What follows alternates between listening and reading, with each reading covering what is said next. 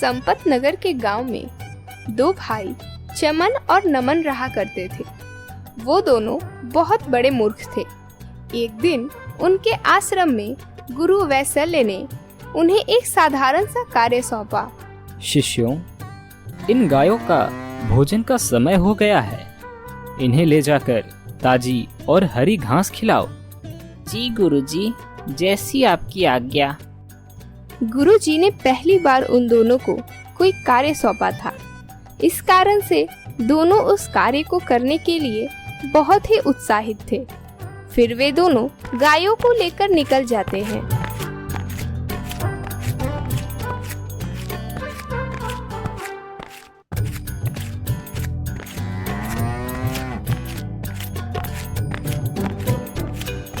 दोनों ने ही अपनी अपनी गायों को घास खाने के लिए छोड़ दिया और पास में ही एक वृक्ष के नीचे विश्राम करने लगे।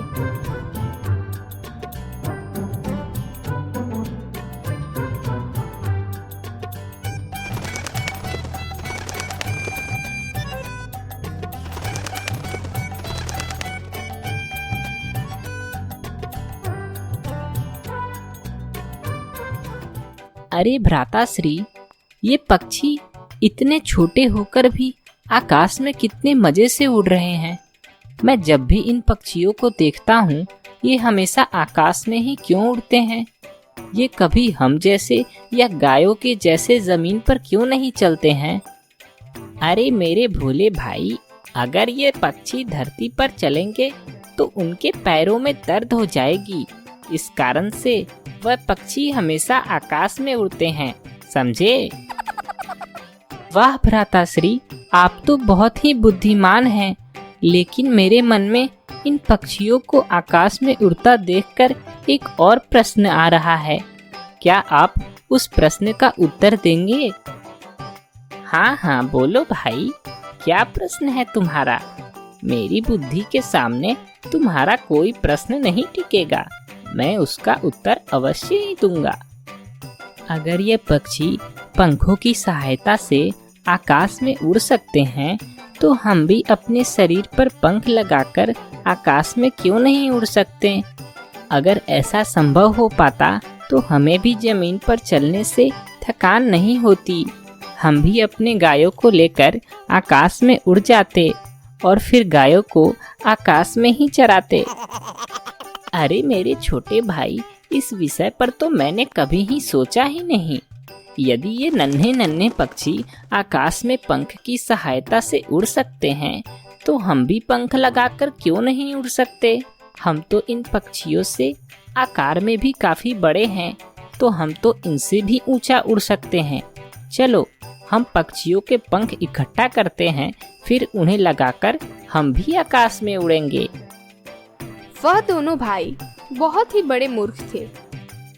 वे दोनों पक्षियों के पंख इकट्ठा करने लगे। पास ही उन्हें ढेर सारे कबूतर के पंख मिल गए। सबसे पहले मैं ही पंख लगाकर उड़ूंगा, क्योंकि मैं तुमसे उम्र और बुद्धि दोनों में ही बड़ा हूँ। ठीक है भ्राताश्री, मुझे इससे कोई आपत्ति नहीं है। पहले आप ही पंख लगाकर उड़िए।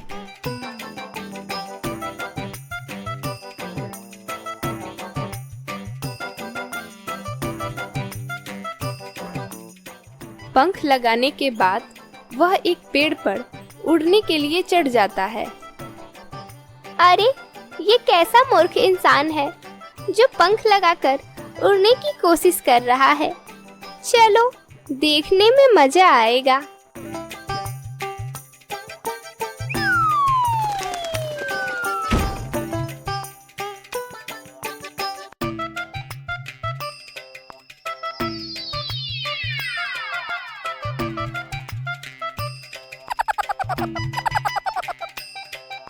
हे भगवान, ये तो मेरी कमर ही टूट गई।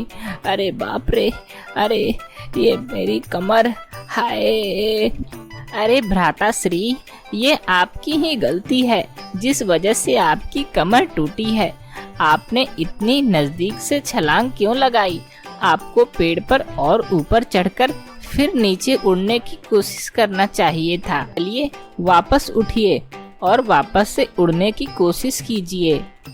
अरे चुप कर मूर्ख, तेरे वजह से मेरा कमर टूट गया। अगर वापस मैं ऊपर से कूदा तो इस बार तो भगवान मुझे ऊपर ही बुला लेंगे। फिर वह दोनों उड़ने की नाकाम प्रयास के बाद अपने गायों के पास चले जाते हैं। जा छोटे और गायों का दूध निकाल कर ला। मुझे गायों का दूध पीना है। शायद दूध पीकर कमर की दर्द से थोड़ी आराम मिले। और हाँ, सबसे ज्यादा दूध मैं ही पीऊंगा क्योंकि मैं बड़ा और बुद्धिमान हूँ तुझसे। ये क्या बात हुई भ्राताश्री? हर बार मैं ही गायों का दूध क्यों निकालूं और हर बार आप ही ज्यादा दूध क्यों पिएंगे? माना आपके कमर में चोट लगी है, पर वो तो आपकी गलती के वजह से ही लगी है। इस बार मैं दूध नहीं निकालूंगा और अगर निकालूंगा तो सबसे ज्यादा दूध मैं ही पीऊंगा। अरे अब तू अपने बड़े भाई से जबान लगा रहा है। तुझे पता है मैं तुझसे बुद्धि में कितना बड़ा हूँ? भ्राताश्री, अगर आप बुद्धि की बात कर रहे हो तो मैं भी आपसे बुद्धि में कमजोर नहीं हूँ। ऐसे ही उन दोनों में गाय के दूध को लेकर बहस छिड़ जाती है। तभी वहाँ एक ठग बुढ़िया आती है। उन दोनों को गाय के दूध के लिए बहस करते हुए सुनकर वह ठग बुढ़िया मन ही मन सोचती है, अरे वाह, ये दोनों तो बहुत बड़े मूर्ख दिख रहे हैं। इन्हें ठगना तो बहुत आसान है। चल कलावती, अपना काम शुरू कर। क्या हुआ बालकों, तुम दोनों आपस में क्यों झगड़ रहे हो? मुझे बताओ, शायद मैं तुम्हारी सहायता कर सकूं। देखिए ना माताश्री, ये मेरे बड़े भाई हैं और यह मुझसे उम्र में बड़े हैं, तो यह कह रहे हैं कि इनके पास मुझसे ज्यादा बुद्धि है, तो यह गाय का दूध मुझसे ज्यादा पिएंगे। अब आप ही बताइए इस समस्या का क्या समाधान है? देखो बेटा, उम्र से बुद्धि का कोई संबंध नहीं है। तुमसे कम उम्र का व्यक्ति भी तुमसे ज्यादा बुद्धिमान हो सकता है। अच्छा माँ जी, तो आप ही बताएं इस समस्या का क्या समाधान है? अरे बालकों, चिंता मत करो। मेरे पास एक उपाय है जिससे तुम पता कर सकते हो कि तुम दोनों में से ज्यादा बुद्धिमान कौन है। अच्छा माताश्री, तो आखिरकार वह क्या उपाय है? जल्दी बताइए। तो सुनो, तुम दोनों के पास 2 गाय हैं। तुम दोनों एक एक गाय बाजार लेके जाओ और उन्हें बेच दो। जो ज्यादा महंगी गाय बेचकर यहाँ पहले आएगा वह सबसे ज्यादा बुद्धिमान होगा और जो अंत में आएगा वह सबसे बड़ा मूर्ख होगा। दोनों भाई उस ठग बुढ़िया की बात में आकर अपने अपने गायों को बेचने चले जाते हैं।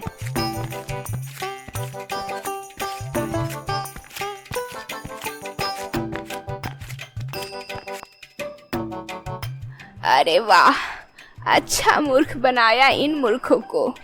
अब मैं इनका सारा धन लेकर यहाँ से रफू चक्कर हो जाऊंगी। कुछ ही देर में चमन अपनी गाय बेचकर उस ठग बुढ़िया के पास आ जाता है। अरे वाह बेटा, तुम तो बहुत ही जल्दी गाय बेचकर आ गए। हाँ माँ जी, मैंने गाय बेच दी। अच्छा बेटा, तो बताओ तुमने अपनी गाय कितने रुपए में बेची? माँ जी, मैंने अपनी गाय को पूरे 25,000 रुपए में बेचा है। ये देखिए।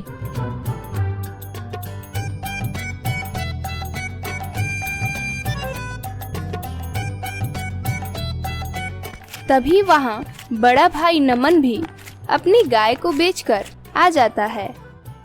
आओ आओ बेटा, तुमने आने में तो देरी कर दी। जरा बताओ, तुमने अपने गाय को कितने रुपए में बेचा है? माँ जी, मैंने अपनी गाय को पूरे 50,000 रुपए में बेचा है। देखो बेटा, तुम्हारा बड़ा भाई नमन तुमसे ज्यादा बुद्धिमान है, इसलिए उसे तुमसे ज्यादा गाय का दूध पीने के लिए मिलेगा। देख लिया ना छोटे भाई, मैं तुमसे ज्यादा बुद्धिमान हूँ। अब मैं तुमसे ज्यादा दूध पीऊंगा। लेकिन भ्राताश्री, हमने तो दोनों गाय ही बेच दी। अब हम दूध कहाँ से पिएंगे? अरे, ये तो मैंने सोचा ही नहीं। हमने तो दोनों गाय ही बेच दी। अब हम दूध कहाँ से पिएंगे? अरे अम्मा, ये आपने क्या करा दिया? अरे अरे बेटा, तुम दोनों परेशान क्यों हो रहे हो? तुम दोनों ने गायों को बेचकर जो पैसे लाए हैं वो मुझे दे दो। मैं उन गायों को फिर से खरीद लाती हूँ। तुम दोनों यहीं पे विश्राम करो, फिर तुम दोनों अधिक दूध पी लेना। चलो, अम्मा भी सही ही कह रही है। वैसे भी बाजार जाकर मैं काफी थक गया हूँ, यहीं विश्राम करता हूँ। ये लीजिए अम्मा, मेरे पैसे, और ये मेरे भाई के पैसे, दोनों ही इसी में हैं। आप जाइए और गाय वापस खरीद लाइए। दोनों भाई अपने सारे पैसे उस ठग बुढ़िया को दे देते हैं और वापस से उस वृक्ष के नीचे विश्राम करने लगते हैं। और वह ठग बुढ़िया दोनों भाइयों के पैसे लेकर रफू चक्कर हो जाती है। अरे भ्राताश्री, उन माजी को गए तो कितना समय हो गया, वो अभी तक गाय खरीद कर नहीं आई। हाँ भाई, मैं भी ये कब से सोच रहा हूँ कि वह माता श्री गाय खरीदकर यहाँ तक क्यों नहीं आई। अब तो शाम होने को आई है। अगर हम गाय लेकर आश्रम वापस नहीं गए तो गुरुजी तो हमें जिंदा नहीं छोड़ेंगे। अरे भ्राताश्री, मुझे तो बड़ा ही भय लग रहा है। कहीं वह हमें मूर्ख बनाकर तो नहीं चली गई, और वह तो हमारे सारे पैसे भी ले गई। अब आश्रम जाकर हम गुरुजी को क्या मुंह दिखाएंगे?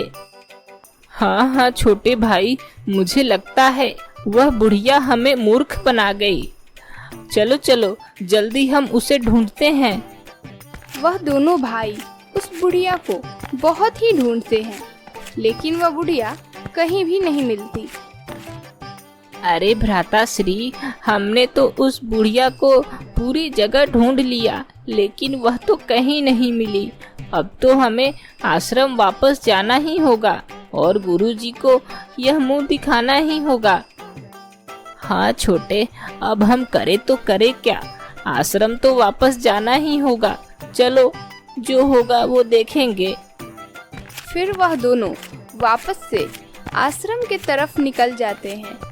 जब गुरुजी ने उन दोनों को बिना गायों के देखा तो गुरुजी बहुत ही विचलित हुए। अरे शिष्यों, तुम्हारी गाय कहाँ है? तुम दोनों अकेले ही क्यों आ गए? गायों को रात्रि के समय कहाँ छोड़ दिया? फिर उन दोनों ने उस ठग बुढ़िया के बारे में गुरुजी को बताया, जिसे सुनकर गुरुजी बहुत ही क्रोधित हो गए। हे प्रभु, मैंने तुम दोनों को उन गायों की जिम्मेदारी सौंपकर अपनी जिंदगी की सबसे बड़ी भूल कर दी। तुम जैसे मूर्खों को मुझे उन गायों की जिम्मेदारी देनी ही नहीं चाहिए थी। निकल जाओ मेरे आश्रम से। मैं तुम दोनों मूर्खों को अब कभी भी शिक्षा नहीं दूंगा।